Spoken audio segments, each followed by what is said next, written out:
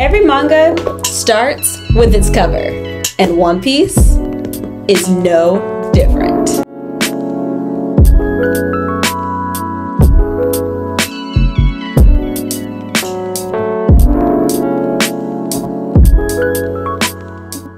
The reason why we never skip the covers is because this is kind of where the story begins. I know sometimes the covers may not look like much, like this one right here in particular. I'm like, what am I even looking at right now? But sometimes that's exactly what the artists want you to think. What am I looking at? Who are these people? Who are these characters? And if you skip these, sometimes you are missing so much great detail and Easter eggs about the story. Take 21 and 22. If you pick these up individually, you may not even notice that when you put them together, they create a whole scene. But even deeper than that, every expression deepens the characters we know and love because of the crazy amount of consistency of who the characters are. It's volume 21 and 22 of One Piece. If you're curious, this is set in Alabasta. This particular section is when the members of the Straw Hat Pirates are versing off in their individual battles with Baroque Works. So you have Usopp versus Merry Christmas and the baseball guy. You have Sanji versus Bon Clave. You also have Nami Darling versus the Spike Lady. And then you also have Zoro versus the Knife Guy.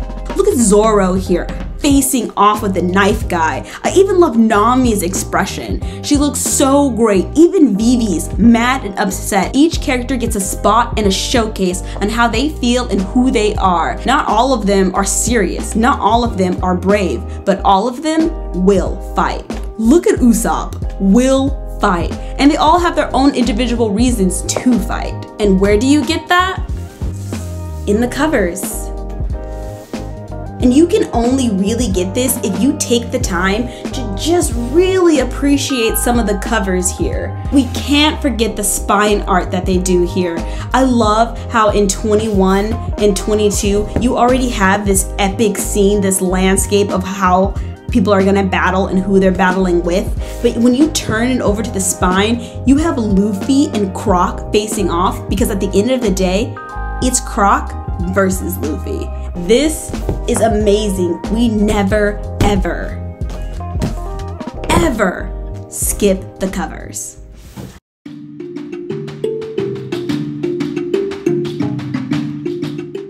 What happens after the cover? When you turn the page, every single manga will have this page of One Piece. It's going to have an image, a little blurb from Oda, the artist and the storyteller of One Piece itself, and then this section right here, it's just a little tidbit of how he got started. This will be always the same in each volume that you read.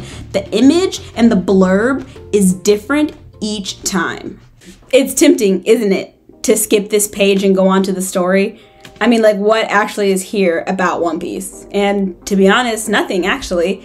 It's just the manga artist and author of the story writing to you, the reader. It's generally just like his own thoughts at the time too. But since there's a chance that you won't skip it now, I am gonna read a couple because I actually do think they're worth your time. But if you wanna skip, that's fine. Just go to this timestamp right here and it'll go right back into the structure of a One Piece manga. Let's get started. I saw an unusual panda on TV the other day. You know the parts that are supposed to be black? They were all white. I guess it was one of those freaks of nature. And what was more, this panda lived in the Arctic. What an incredible panda. Now, let's begin One Piece Volume 21, Utopia. Apparently, the reading comprehension rate of Japan's youth is amongst the highest in the world. Isn't that terrific? I mean, isn't that great? And do you know why that is? Even among the Japanese, the ones with the best reading comprehension are those who read manga. Isn't that terrific news? Seriously, isn't it très magnifique?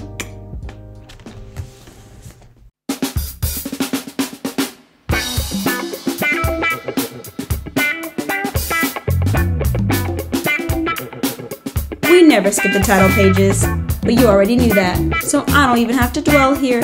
After the title page, you are going to get what I'm going to call the cast list. Every volume of One Piece is going to have a cast list page after its title page. And this is easily another one that is skipped, and I kind of understand why. I might only like it because I'm a graphic design enthusiast, and layout design can do so much to entice a reader, and One Piece doesn't disappoint. The layout will change between arcs and volumes, and the layout will change even when it comes to the characters' expressions, like how long they've been through their journey. This is volume 21 of One Piece, and you can see Usopp's expression right here. This is going to tell you everyone who's in this volume, except for the redhead Shanks. For some reason, he's in every single volume. I haven't finished One Piece. I have no idea why he's there, even though I never see him there. Maybe he's just like the influence of everything Luffy does so far as a pirate, but he's never in, and I hardly ever see him. But for an example of how the expressions will change depending on their journey, this is Usopp before his battle. And then in volume 22, this is Usopp's expression during his battle.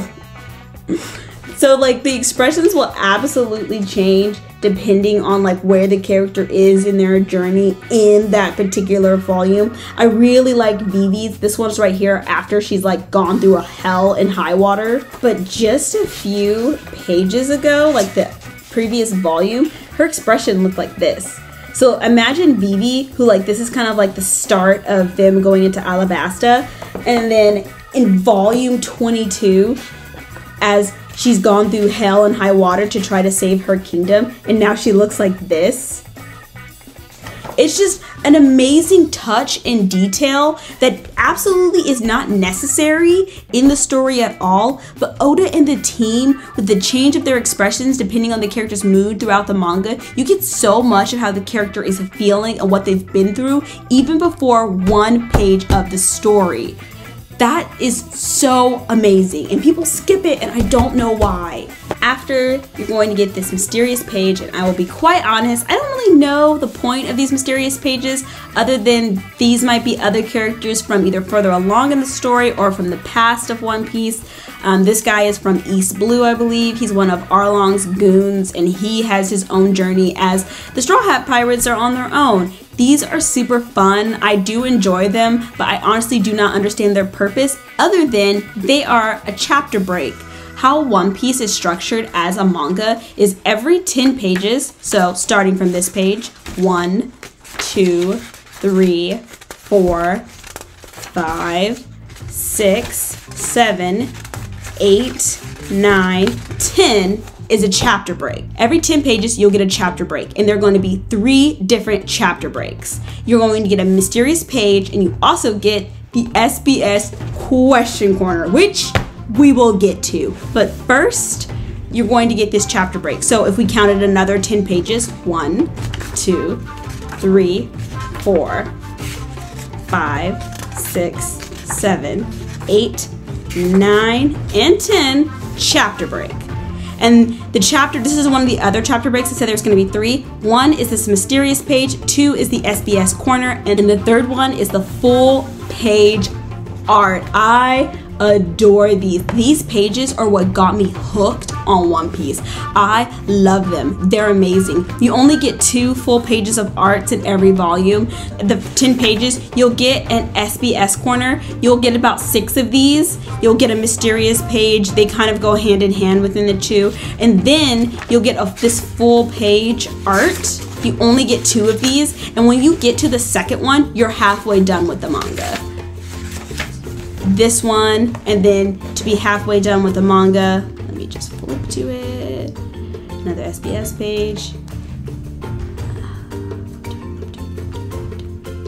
This means you're halfway done with the manga that you're reading. You'll only get 2 of these. And the second one, which means you're halfway done, there actually is a colored version, and it's always in the back of the book.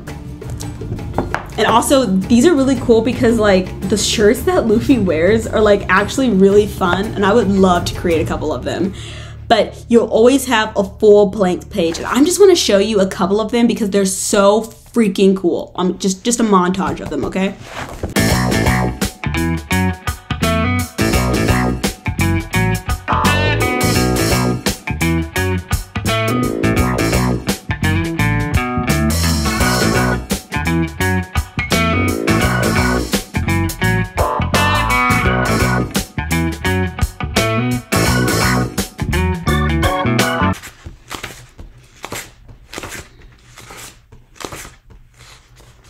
now. Before I continue, there are a couple things I want to say. Every manga will also have an SBS question corner. I need to bring it down. An SBS question corner. I need a pause right here. Pause with me right here. Pause the video. Actually, we're zooming out. Zooming out. Okay, now listen to me. I'm willing to allow you to skip the covers, even though it pains me. I'm even allow you to skip the mystery pages, even though it pains me. And oh God, I will even allow you to skip the cast page. This hurts. This hurts. But I will not tolerate you skipping the SBS corners. These are rich in information. This is too much. There we go.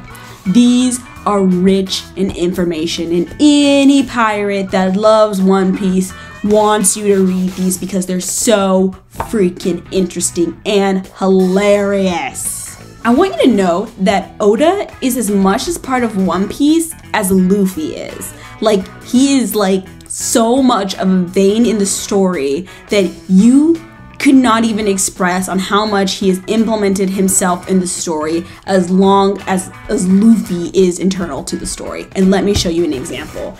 So the SBS corners are pretty much, you're allowed to send in questions to Oda and he will answer them. He will even put your input of what you think is best for the story or things that you found that would make sense. Like, one fan wrote that Nico Robin's birthday should be February 6th because of how her name sounds phonetically in Japanese. And I kid you not, I dare you to Google, hey, when is Nico Robin's birthday? It'll be February 6th. And he incorporated that because some fan sent in a question or suggestion and he took on. I'm saying there's just so much that you could be a part of the story outside knowing the main storyline of One Piece. How many times am I gonna say that? And another example that's in the SBS question corner, and I'm choosing like the tiniest tidbits because I really want you to open up a manga and be able to read the question corners instead of me just telling you what they're all about. One of the big things that I read, little small tidbit that I really think is like a juicy tidbit, is that Tashigi, she ends up slashing down one of like the soldiers or Navy. They might have been actually a Baroque Works person, ends up slashing them down, but on the back of their shirt it says, "I heart Miss Valentine." And a reader saw that and wrote to Oda and says like, hey, why does he have a shirt that says, "I heart Miss Valentine"? And Oda says it's because inside the story, Baroque Works like leaders, like the main ones, actually have fan groups in the show. So the "I heart Miss Valentine" is literally just like some person that's a fan of Miss Valentine. That might just be a tidbit that I enjoy, but it is hilarious and I love every minute of it. Next thing I'm gonna say about the question corner, some people have questions about like the characters themselves. Like, some person had a question about Sanji, and it's crazy because the question, I didn't understand the question because it's actually in like a later volume of something that happens to him. But they had a question for Sanji, and Oda actually did write Sanji in to answer the question for the reader, and it was really cool. Or I just might love Sanji, or both. Oh, one of the tidbits I could tell you about is that Vivi calls Zoro Bushido. And I always wondered, like, why does she only call him Bushido? Maybe it's like an old term that he's like a samurai or something. And someone wrote in asking, why does Vivi call Zoro Bushido? They were just super curious. And he says, you know how sometimes you give a friend a weird nickname and it sticks so you can never take it back? I guess it's like that. It would seem strange if suddenly she started calling him Zoro, right? I think Vivi will be calling Zoro Mr. Bushido forever. And that's just one tidbit, but I really want to show you the one about Tashigi. Oh, this one's really good. Oh, I really love this one.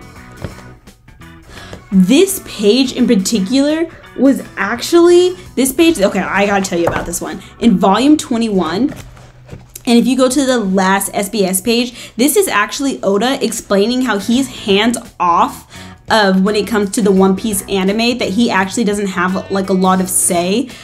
He explains he explains why he's actually not a part of the anime of One Piece, how he's a manga artist. I recommend people to read this page because it's really interesting. There's like 4 directors that are in charge of One Piece, and he even says that sometimes he cries because he watches it and he just feels so inspired of how these people have translated his work into animation. This is a really good page.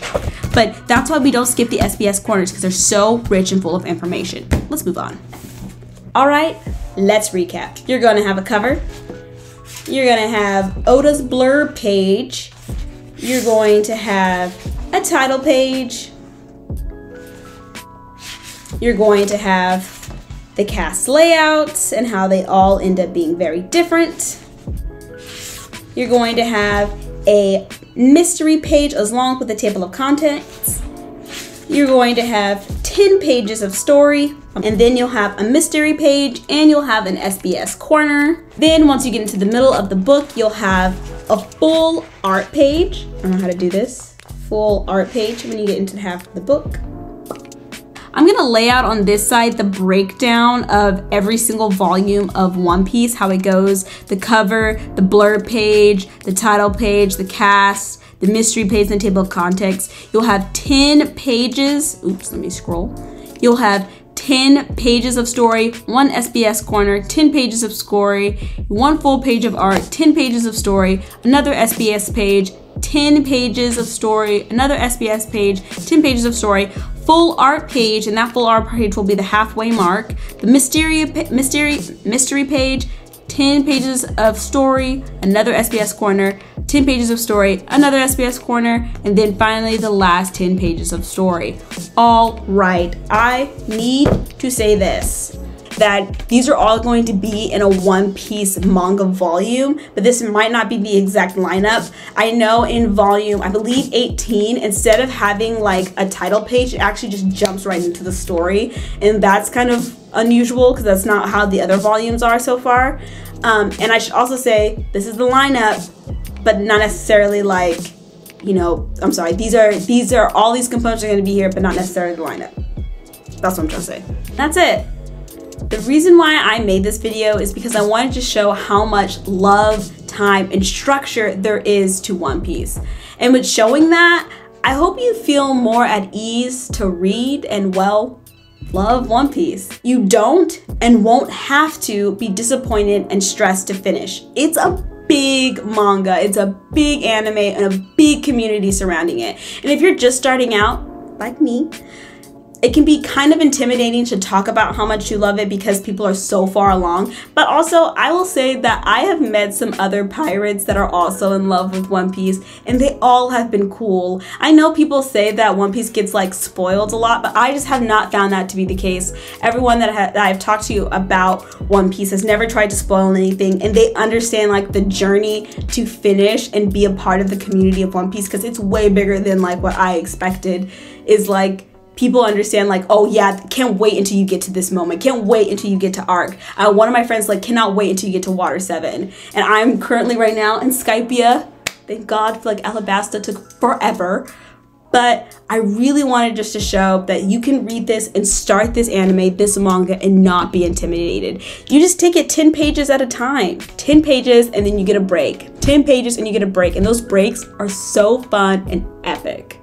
It can be intimidating when One Piece is so big and has so much of a community and people are already talking about Egghead and you're like over here in like Skypia, like I'm having a good time, and you can feel like you need to rush and pound through, or like you're just not going to attempt it because it's so big. But I honestly want to break that barrier because One Piece is such a great one to just have, and it's just to be a part of that community as someone who really loves anime and really loves animation, has such appreciation. If that's you, but you've never wanted to try One Piece because it's so big, or the community is just so big and it's so long, it can be so scary of like, how do I finish? How do I catch up? How can I have these conversations? That's how I feel, honestly, which is why I'm making this video, to tell you to take it 10 pages at a time, because that's literally how the people who made the manga structured it. Take 10 pages at a time. You'll have a really fun break. 10 pages at a time.